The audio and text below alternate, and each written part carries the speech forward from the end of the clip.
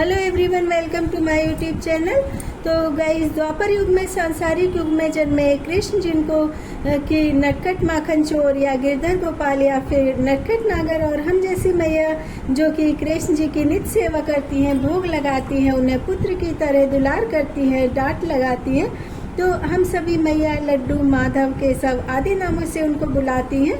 तो भगवान कृष्ण के जन्म से पहले से लेकर के मृत्यु तक का समय बहुत ही ज़्यादा कष्टदायक रहा, फिर भी भगवान कृष्ण अपने पद से कभी विचलित नहीं हुए। उनके चेहरे पर हमेशा मुस्कान रही और कठिन परिस्थितियों का डटकर सामना किया।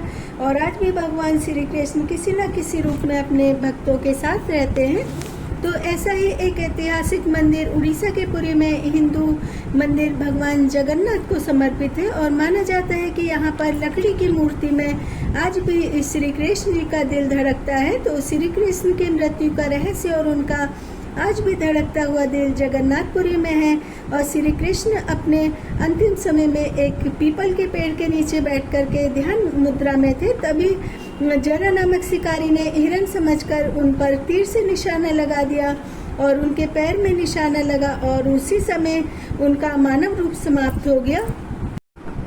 अर्जुन को श्री कृष्ण की मृत्यु का पता चला तो उन्होंने श्री कृष्ण के शरीर को सम्मान के साथ नदी में प्रवाहित कर दिया। और मान्यता है कि भगवान श्री कृष्ण का शरीर नदी में बहते बहते जगन्नाथपुरी जा पहुंचा और श्री कृष्ण का हृदय दिव्य था और वह पंच तत्वों में विलीन नहीं हो सकता था। उनका हृदय जगन्नाथपुरी में समुद्र तट पर आ गया और कई वर्षों के बाद उड़ीसा के राजा इंद्रद्युम्न को स्वप्न आया और स्वप्न में कहा गया कि समुद्र के किनारे एक दिव्य वस्तु है और उसको खोज कर लाओ और उससे भगवान की मूर्ति बनाओ। राजा ने खोज की और भगवान कृष्ण का वह दिव्य हृदय, जिसको कि नील माधव का नाम दिया गया, राजा ने भगवान विष्णु के एक रूप विश्वकर्मा को मूर्ति बनाने के लिए कहा। विश्वकर्मा ने कहा, मैं किस दिन तक बंद कमरे में मूर्ति बनाऊंगा, ध्यान रहे कि कोई भी व्यक्ति अंदर न आए। लेकिन जैसे जैसे दिन बीतते गए राजा को शक हुआ। उन्होंने दरवाजा खोला तो विश्वकर्मा अदृश्य हो चुके थे, पर मूर्तियां पूर्ण रूप ले चुकी थी और बहुत ही अद्भुत थी। जगन्नाथ में 3 मूर्ति कृष्ण, बलराम